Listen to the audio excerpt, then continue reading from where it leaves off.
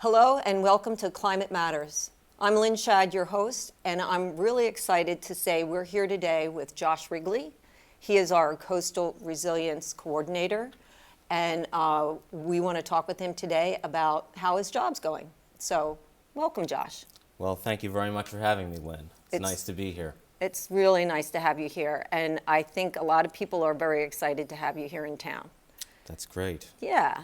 So tell us a little bit about what brought you into coastal resiliency. Sure. My understanding is this is not your first profession, as it were, right? Yeah. I've been in the coastal management field in one capacity or another for the last 12 years, and my background is in a variety of things, all coastally related, that include conservation, permitting, aquaculture, threatened species protection, natural resources management, and all of that is very relevant to coastal resilience because a lot of resilience topics touch on those in one form or another. But another part of my background too that's helpful as well is that I was at one point on a track to become an historian, and I'm probably the only person in coastal resilience who has a background in the humanities rather than the sciences. Huh. But history is very useful there, just because the research techniques that historians use of going into primary source documents and reconstructing the past are very relevant to putting together the histories of various coastal projects, looking back through old permit applications, old legal decisions, court documents, other things. And it must be something that you enjoyed doing. You like the research part of it as well, right? Absolutely. Yeah. It appeals to my methodical nature. Yeah.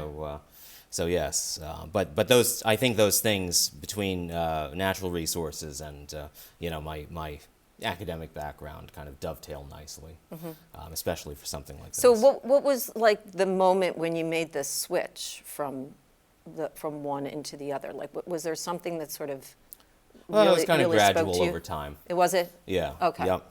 Yeah.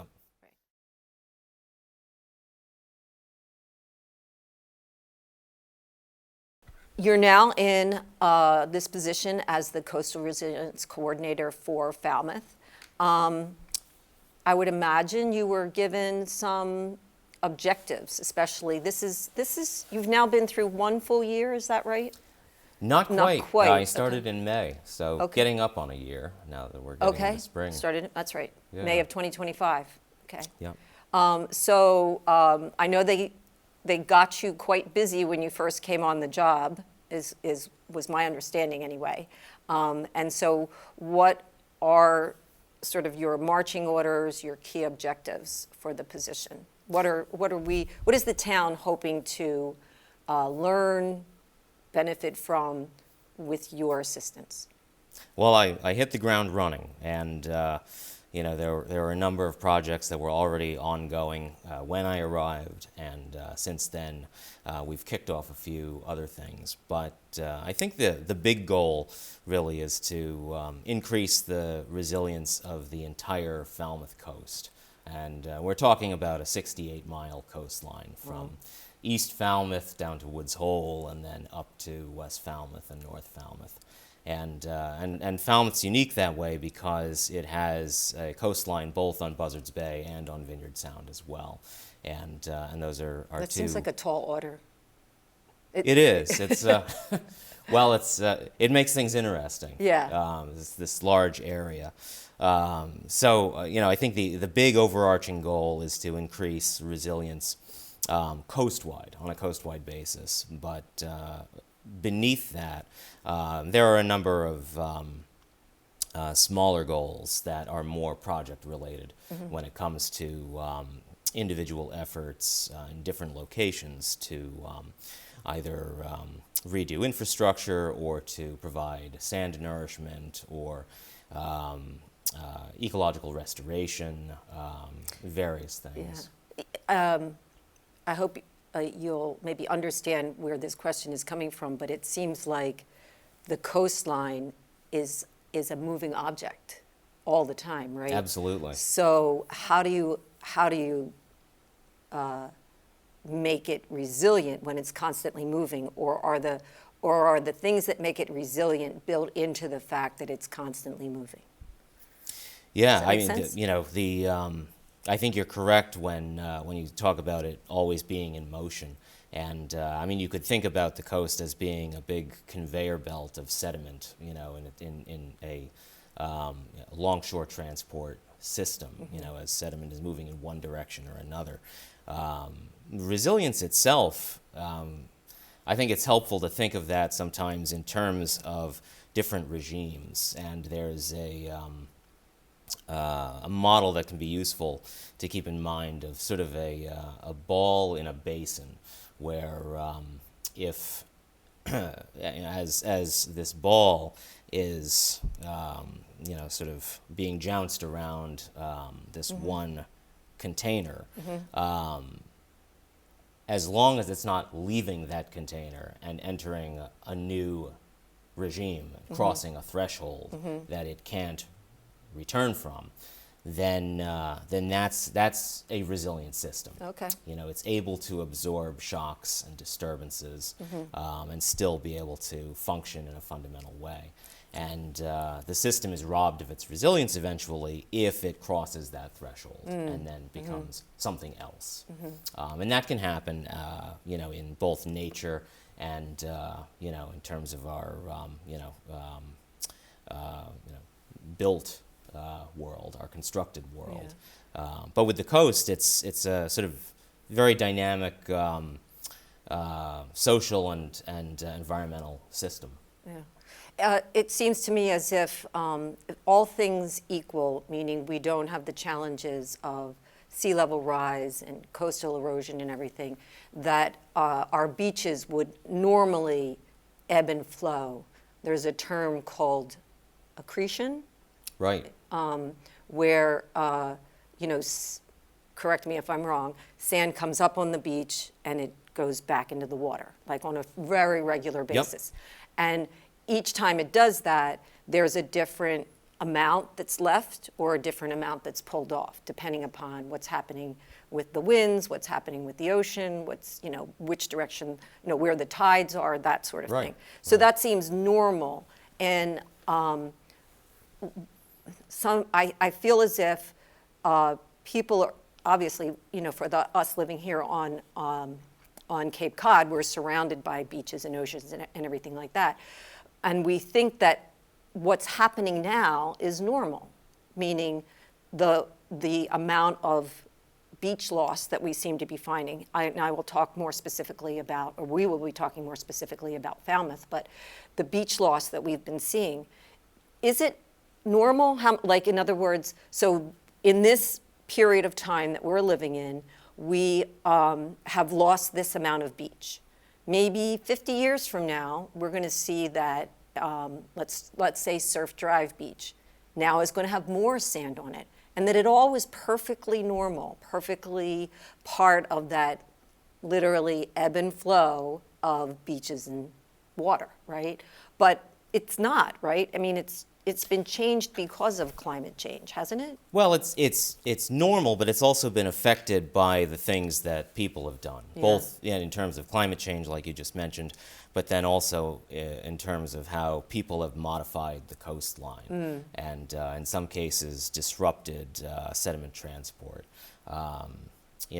Beaches are always in motion. They're always undergoing erosion where sediment is lost, and then they're always receiving sediment as well, as that's deposited in sort of inshore and offshore movements, and then laterally as well as sediments carried up and down the coast.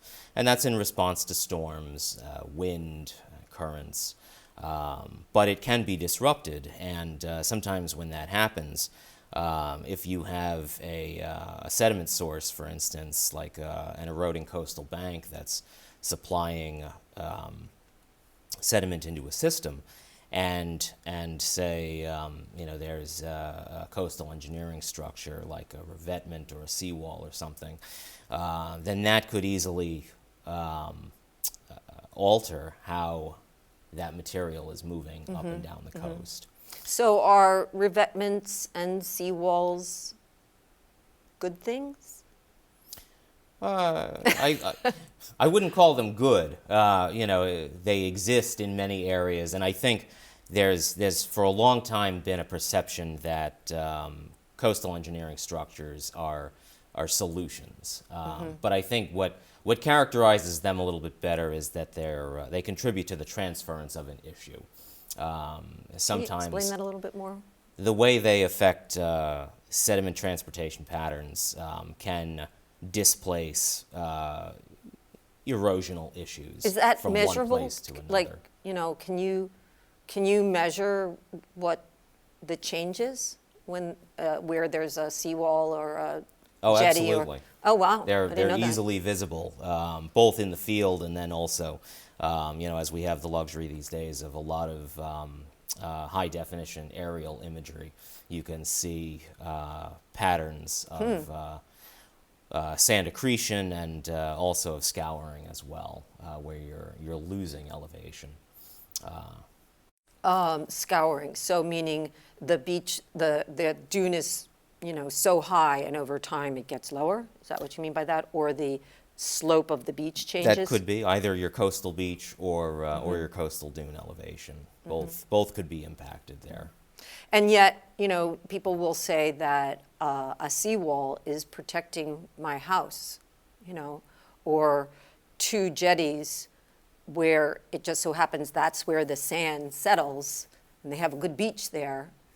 That's giving me a good beach, right? But People are very tempted to attribute that causality. Yes. yeah. Yeah. Yeah, okay. So how are our beaches doing here in Falmouth?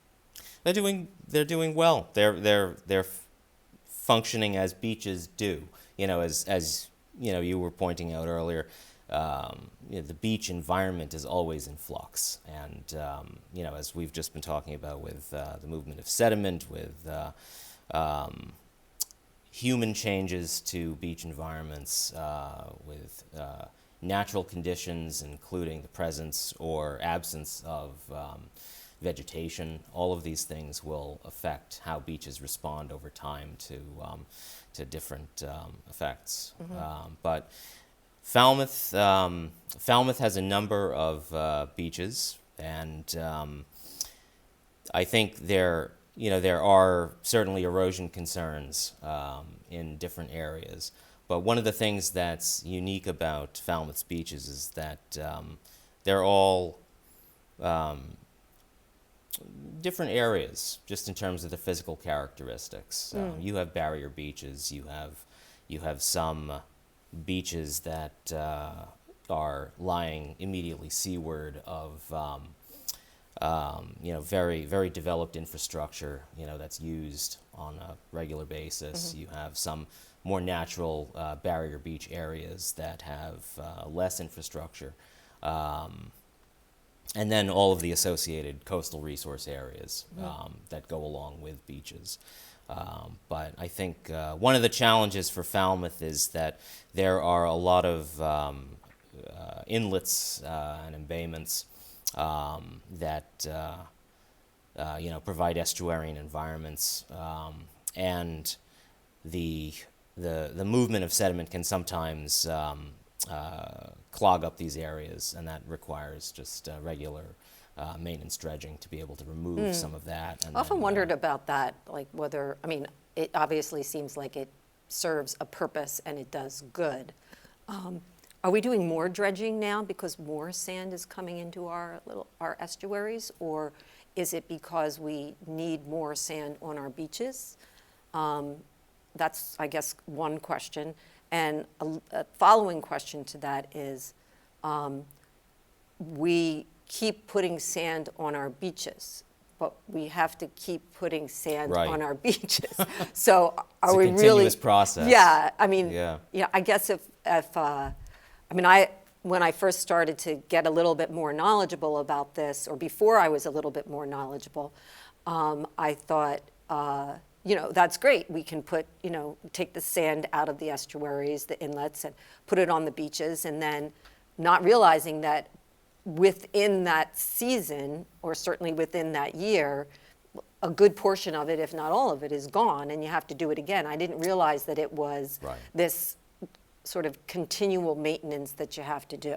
But that's been a long-standing practice, dredging. Absolutely, right? yeah. And Falmouth's got has got a great dredge program, and dredging occurs on an annual basis to keep inlets open and navigable, and to alleviate some of that congestion within certain channels. Yeah, it's definitely helpful in that regard as well. Yeah, and a lot of the sediment that comes out, is classified as beneficial reuse sediments, so that because it is compatible with the sediment already on beaches, then it can be used as nourishment. So I guess I'm a little surprised that you're saying that Falmouth beaches are in good shape, because we recently had a feasibility study done, one of many feasibility studies that was done on Surf Drive, and we have some really have to make some really, maybe in some regards, tough choices going forward. And then there's Minot Beach, where we've had an issue with, in particular, Minot East is maybe literally washing away before our eyes every season, and Chappie, that Chappie used to be this long stretch of beach. I realize that not all of it is, public Chappie Beach, but, and now there's just like a little section of it, so. Well, what defines good? Good may have been too much of a generalization. I was just trying not to sound overly negative, but every beach has its own individual challenges and concerns.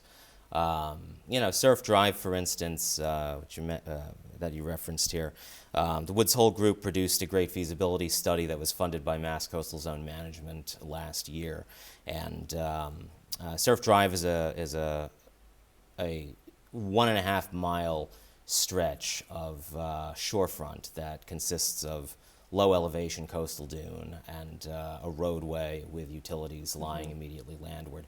And it's very vulnerable to southeast storm events. And I think when you have conditions like that, then there is definitely a concern for how to plan for the future of that area, for the natural part of it, as well as the infrastructural part of it very as important. well. And there are some difficult decisions that may lie ahead, but the feasibility study was good in that it gave the town some direction and offered an analysis with several different alternatives.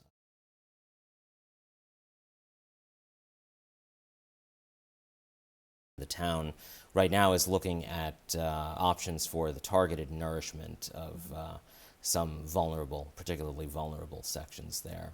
Could you elaborate on what that will involve, the targeted approach? Targeted nourishment is just looking at the nourishment of specific areas of coastal dune that are at a low elevation and maybe have less vegetation than some other areas.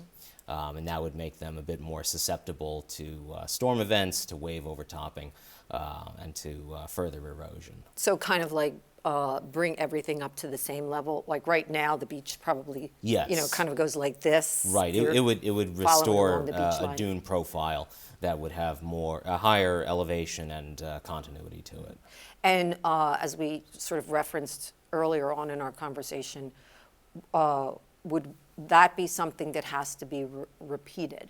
Because if we're talking about dune nourishment, right, as we spoke earlier, maybe there's a difference between dune nourishment and beach nourishment. There is. There is, Yeah, okay, yeah, because they're okay. two separate resource areas Okay, under the all right, law. That yeah. you've got a coastal dune and a Please coastal explain, beach. yeah. That are identified differently. So, nourishment in general, though, regardless of whether it's for a beach or a dune, does need to be performed.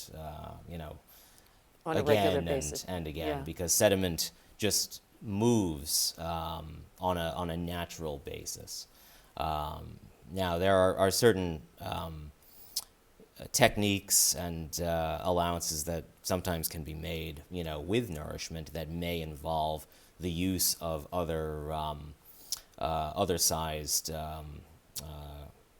granules within that compatible sand, maybe with gravel, maybe with cobble, depending on what the sediment makeup of the existing resource area already looks like. But that's something that's evaluated on an individual case by case basis, and there are great considerations made for how that might potentially affect other areas, how that might affect protected species that inhabit these locations, and things like that.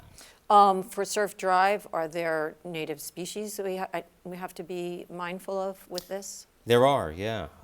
Surf Drive has both native and protected plants and animals that inhabit that area. It's a system of dunes and barrier beaches.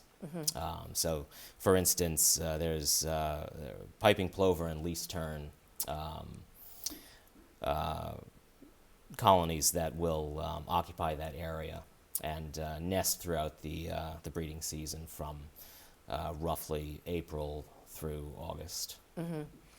During which time no work can be done on the beaches, because of that period of time.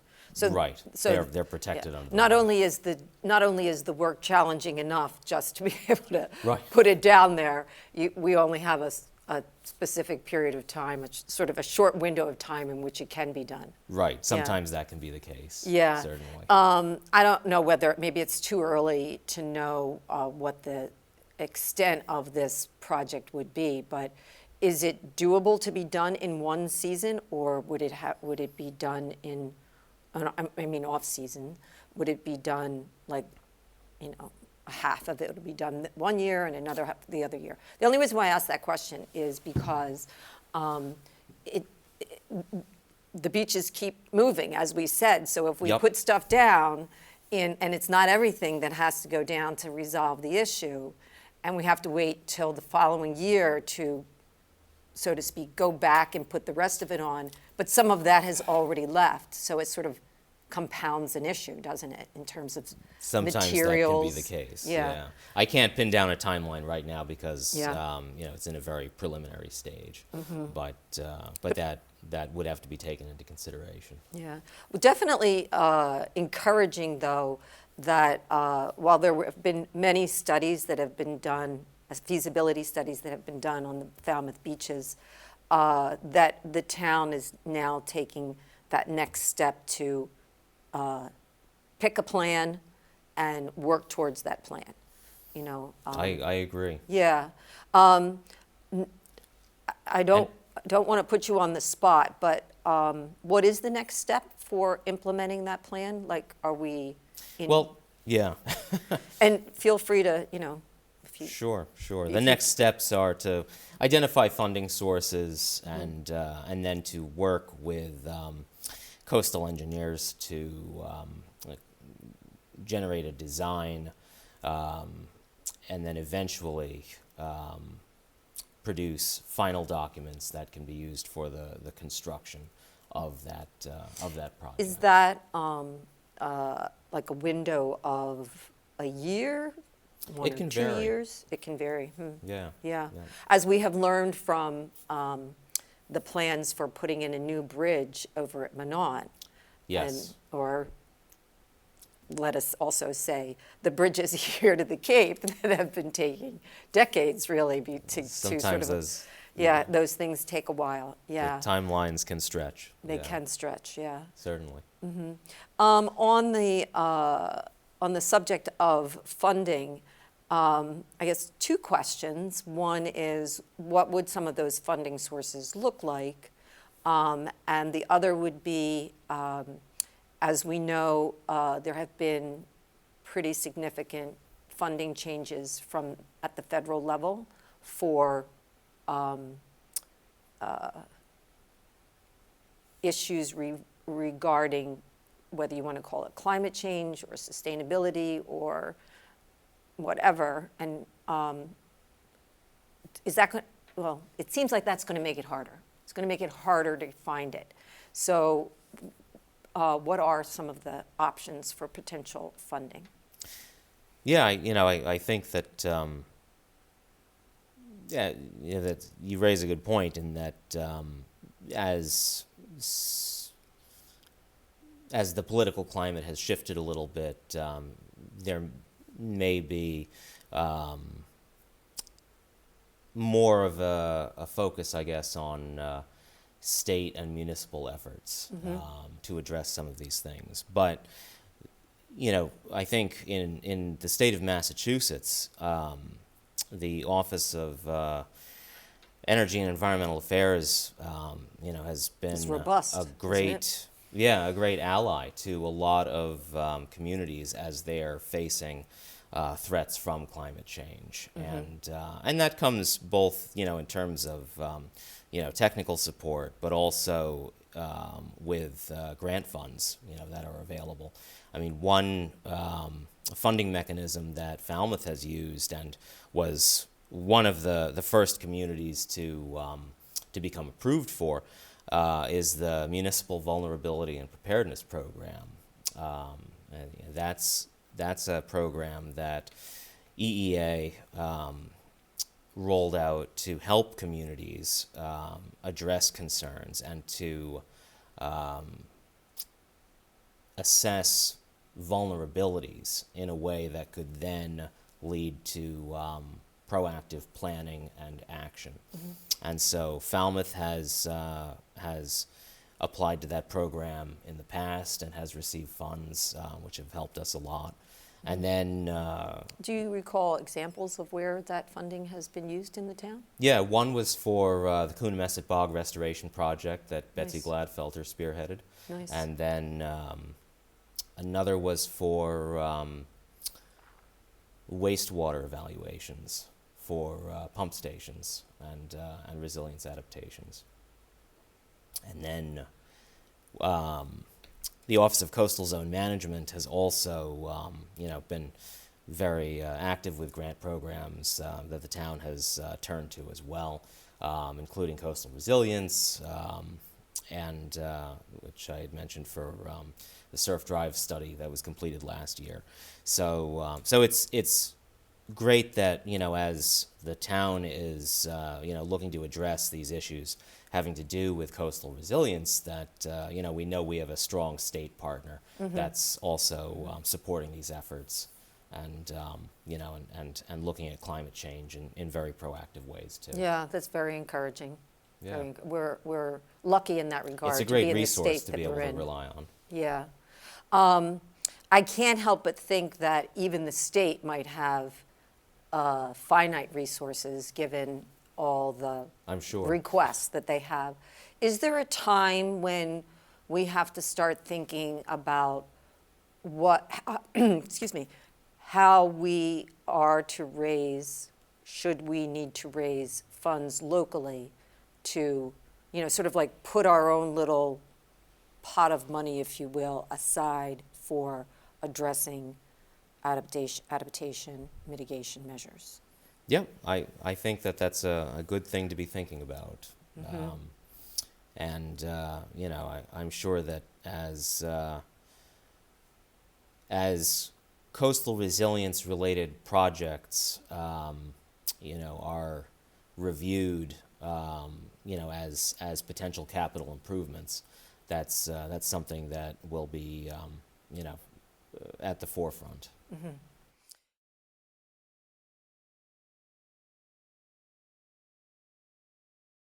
So let's segue a little bit to, our beaches are clearly a big economy driver big revenue maker for the town, right? Which we hope will last into perpetuity, right? Because Right. that's our model, right? Yep. That's why people come here. That's why people live here, is because of the beaches. And so, are we at risk of somewhere in our maybe not too distant future of having to rethink what our model is? We're not a beach, we won't be a beach destination. I guess where I'm going with that, and I don't really want to be a Debbie Downer. I'm not trying to be a Debbie Downer, but I like to look at things, I think realistically, and plan for how to mitigate that or adapt to whatever is going to happen. Because these are problems that are with us right now, probably not going to change very appreciably in the near future or mid-future or hopefully distant future. They will change. But how do we, what's our timeline for this? What do we think our timeline is for this? And how do we best adapt to it? Besides, I think there's a little bit of,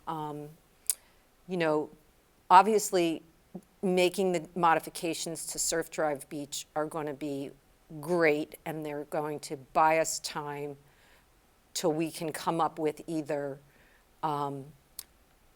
better solutions or the climate changes and we don't get hit as hard by storms and sea level rise and stuff like that.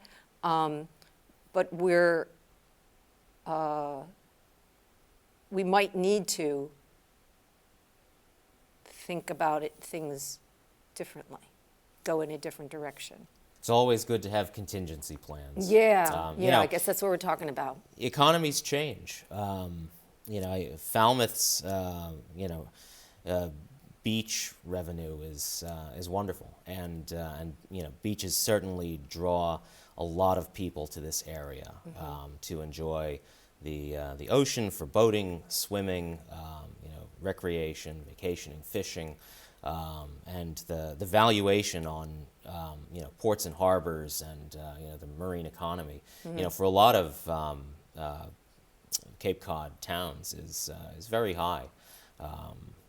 And Falmouth also serves as a gateway now to the islands too. Right. So that's also important as well.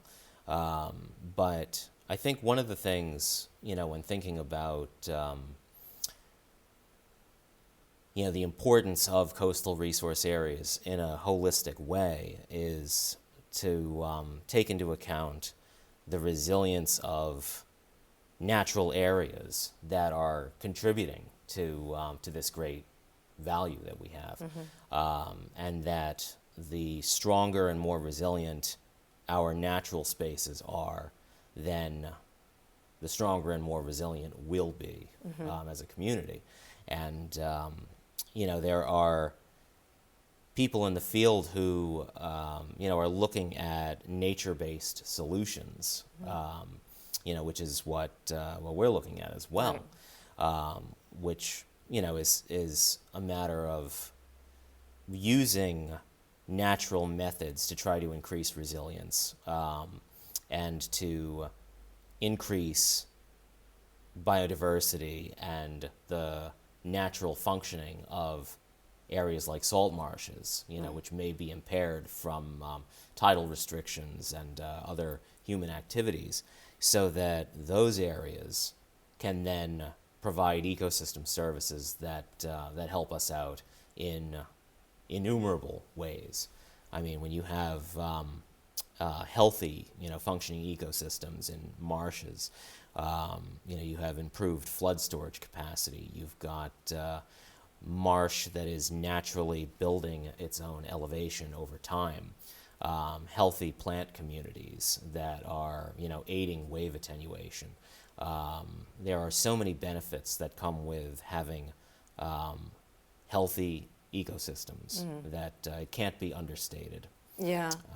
I think for those of us not as educated in these functions that these the salt marshes and the beaches do.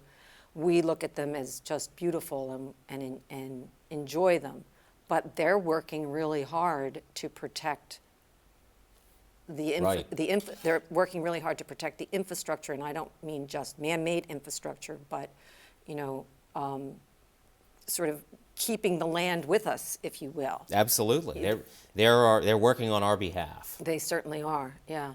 And so we have to do everything that we can to Right. keep them as healthy as possible. Yeah. Absolutely. Yeah. Yeah. That's why it's good to have functioning coastal dunes. Right. You know. What other things besides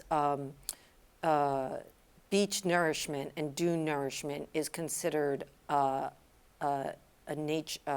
natural solution to, or a nature, or what was the term that you used? Nature-based A solutions. nature-based solution, yeah. Yeah. There are a number of things out there, and you know, one of the nice aspects of this job is getting to interact with practitioners who are working in these fields, so that I'm continually discovering new things, learning.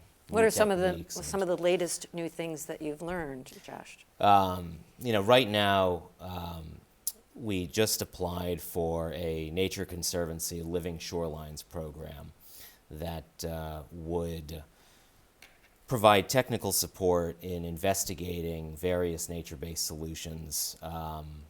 In our case, what I had specifically applied for was to try and craft something that might work to stabilize the eroding coastal bank on the west side of Great Pond. So if you ever I live there. stroll, there you go. So you stroll on the walking path, then along Great Yeah. Bay Street. Yeah. You've probably seen some sections of that bank that are beginning to slump and are Right. eroding landward, you know, at a rate that you know is Is that problematic. because of weather that comes in from there that causes that to? What's causing the erosion there? Yes. It's the direction there's- of the weather. Yeah, there's enough of a fetch on that pond that if you get a southeast storm, your, even a southeast your storm. wave energy is going to be Wow. affecting that bank as waves are interacting right with the toe of the bank and you know, removing sediment there. And it's an issue that sort of stretches up from the southern portion of Great Pond to where the boat ramp is and beyond. So I'm hoping that program comes through for us. They're actually looking at not funding, but providing support for 2 projects per state from Connecticut to Maine. And they're supposed to That's get back ambitious, to yeah. us soon. Yeah. But it would be great to be able to look at some you know, alternatives for that area that might be helpful. And I would love to add too that Falmouth MES has already been looking at that. What is Falmouth MES? I'm sorry, that's Marine Environmental Services. Okay. That department has been investigating alternatives for a number of years now, and you know, has already built up a body of work that's you know, heading in that direction, looking at using shellfish, aquaculture, and other devices to try and mitigate some of that wave energy. So. On the subject of aquaculture, I have to admit that I'm not that well versed on how it's going in Falmouth. For those of people who might not be familiar with the term, can you give us a little bit of a Sure. definition for it? And then do we have an aquaculture sort of economy or business going on in Falmouth right now? Yeah, yeah. Aquaculture And to, itself to is fishermen that I apologize that I don't know that. aquaculture is the practice of growing shellfish of multiple varieties and species. And Chuck Martinson is the leader of aquaculture efforts. Is there Falmouth, something so- in Great Bay Is there a, I feel like as I walk that path quite a lot, and there, what looks like pods, submerged pods in the water, sort of in a row, wasn't always there, I guess is what I'm saying. I'm not Wasn't sure. always That there. would be And it's on that side of the Great Pond, that embankment that we were just talking about. Yeah, I'm not sure of the extent of aquaculture in Great Pond. That would be one for Chuck. But yes, he has worked to establish a site on that shoreline as an experimental test station. Good. But yeah, shellfish growing in Falmouth is a business. Yeah. And, And how does, for those not informed, how does it work that it helps cut down like wave energy, and simply because there's something there, right? Right, right. That the wave energy hits before it hits the bank. That's or hits right. the shore. Essentially, right. that's how it works. Right? Yep. Right. And in the meantime, there's a growth of shellfish there, which Exactly. So you're helping water quality as well. is water quality, right? That's Having great. multiple benefits. So you've been maybe not introduced to, but you've learned that there's other help out there for you in terms of helping to make our beaches, our banks more resilient. Yep. A lot of people within the resilience community are looking at different options, trying to think outside the box, and that's a work in progress, I think, for many people. I'm going to shift back a little bit to Surf Drive, only because I remember one of the issues that came up with Surf Drive in terms of like how much we could actually do there was because of the eelgrass population that is offshore, and that's protected, right? Right. And yet eelgrass works very well as another one of those attenuators of energy coming to shore. That's true. That's the reason why we don't want to get rid of it, because it's helping cut down the current wave energy that's coming on Surf Drive Beach, right? Exactly. Yeah. Eelgrass is another great natural feature that is a protected species, but also just by virtue of its growing in certain places will help to reduce that wave energy too.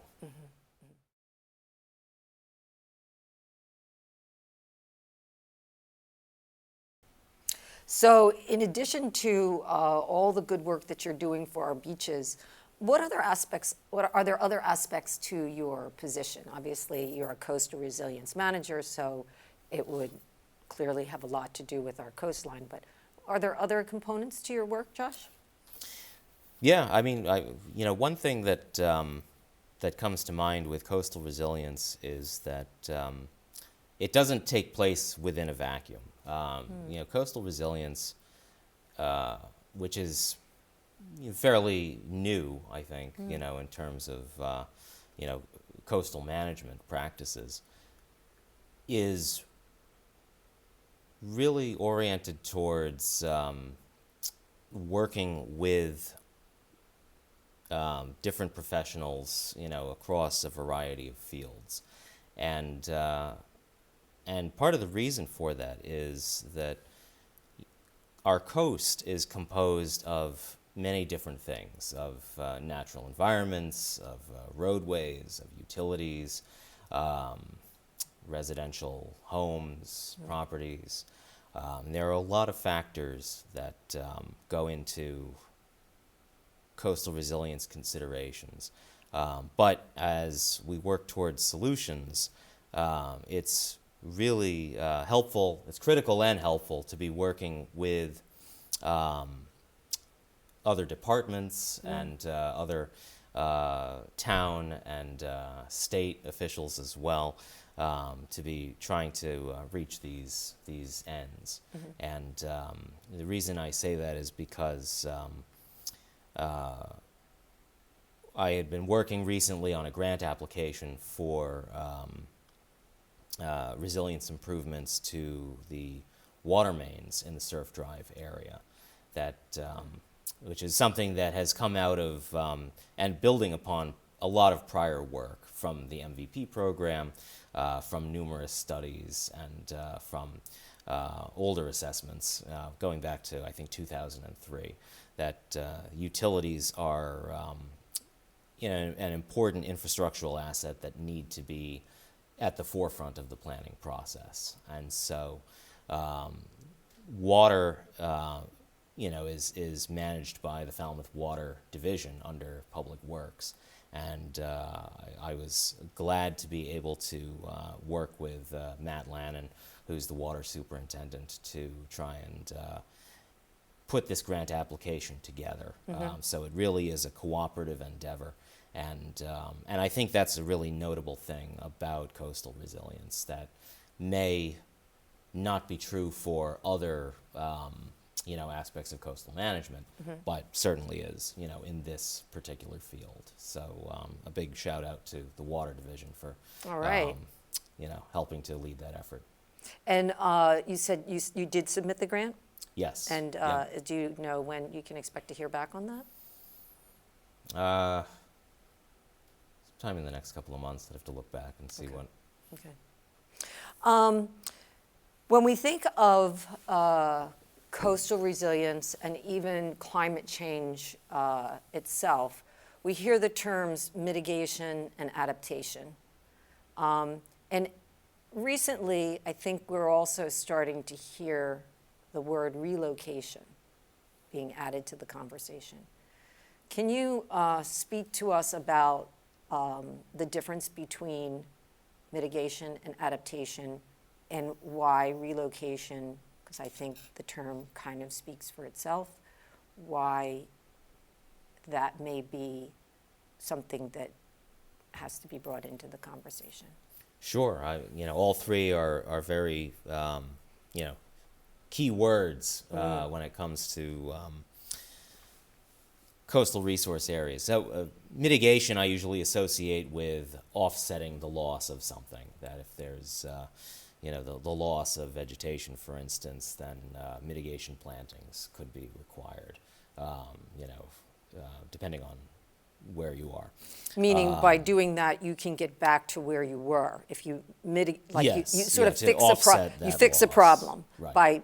by replacing what was lost. That would be one Okay. instance, Yeah. exactly.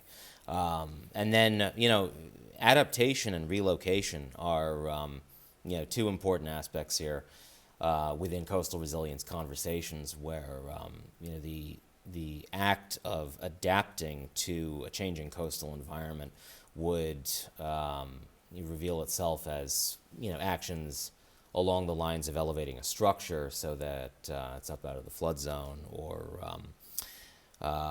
in looking into the use of deployable flood barriers or flood proofing in other ways, or perhaps creating a berm that could redirect floodwaters. So those would be good examples of adaptation. And then relocation, as you said, is pretty self-explanatory. That's to actually pick up and go somewhere else, which is sometimes easier said than done, and I think frequently associated with the movement of historic structures, where in certain areas lighthouses Yes. have been picked up and moved out of harm's way, but relocation, depending on where a structure is located and the size of the lot and what the setbacks are and what the coastal resource areas are, and how much money is at stake is also in play here. Yeah, as an option. it's a complex issue, isn't it? It certainly is. There's sometimes it's possible, sometimes it's not possible. Is that starting to come into the conversation in town, that some areas might have to be considering relocation? Yeah, I think there's a broad conversation about relocation in terms of where it could be most applicable, most feasible. I think that one of the many challenging aspects of it is if you relocate, then where do you go? Right, yeah. So, that's one of the first things that has to be evaluated. But in terms of looking, as you're planning in the short term, the mid-range planning, and then long-term planning, coastal relocation, I will probably play a significant role in the future. How far in the future? Tough to say. Common time horizons that people look at, with the, MCFRM for existence are, like 2030, 2050, 2070. 2030 is not too right around the far, corner. is right around the corner, yeah. That's true. Yeah. So So I think it's probably a good thing that we are starting to have that conversation, because none of the solutions to either coastal erosion and all of the associated problems that go with that, with the flooding and damage to infrastructure and potential relocation, everything. None of those things, one, happened overnight, nor will they be fixed overnight, right? Right. So the sooner we can start to have the conversations and then move those conversations into some form of tangible action, the better prepared we're going to be, because it's going to take a while to do it. It's going to take a while to raise funds. It's going to take a while to make some of these changes happen, as we see evidenced by, how long it's taking to get the Minot Right. Inlet, the bridge put up for there, and so on and so forth, right? So, Well, go ahead. one of the great things about the Falmouth community is that a lot of these issues have already been a part of previous conversations and studies, and Falmouth has a pretty voluminous body of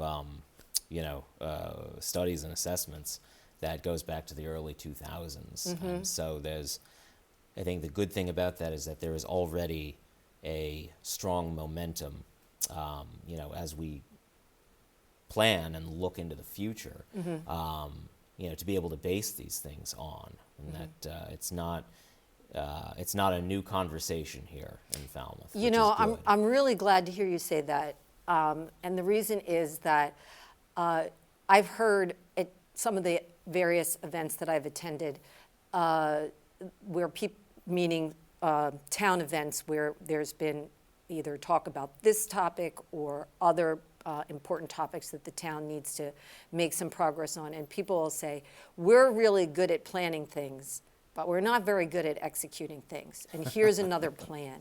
But it's encouraging to hear you say that, and for me anyway, it puts it into a different perspective, which is, yes, these conversations needed to be had back in 2000 and 2010 and 20 and every decade, because it's all starting to funnel us into that point of action, isn't it? Absolutely. Yeah. It's a strong foundation, is what it is.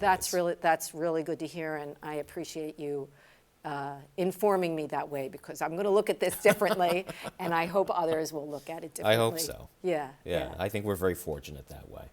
That's wonderful to hear.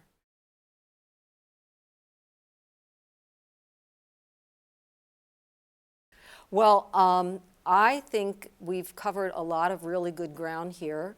And do you have any questions for us, for the public, for me, for anything, I'll just turn it around a little bit.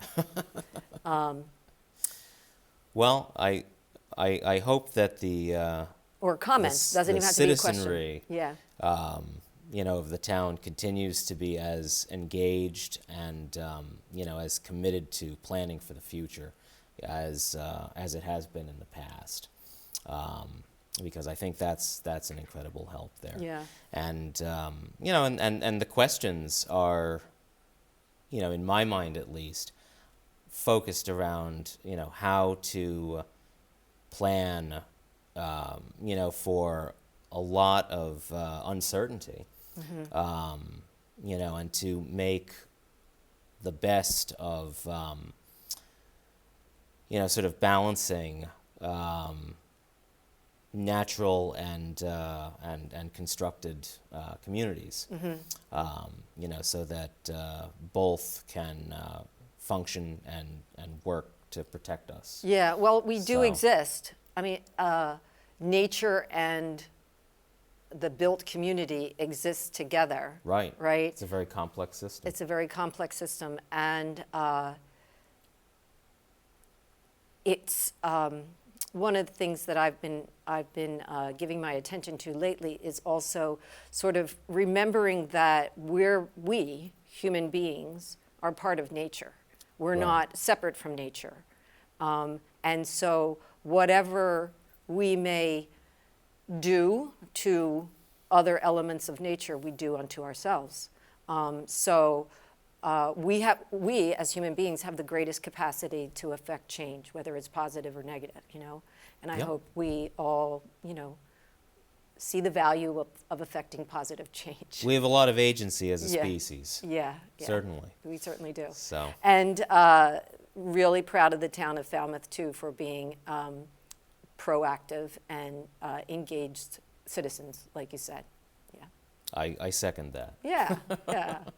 So Josh, thank you so much. It's been a great conversation, and I really appreciate you taking the time for us today. Well, thank you very much, and I look forward to talking with you again at some point. Yeah, and working together, right? And that as well. Okay. Thank you so much. Take care. Thank you, Lynn. Right. So that's our latest segment of Climate Matters with Josh Wrigley. We hope it was, excuse me, informative and gives you a reason to go out there and have a conversation with someone else about coastal resiliency, climate change, these important matters that affect our community. So thanks for joining us today. Take care.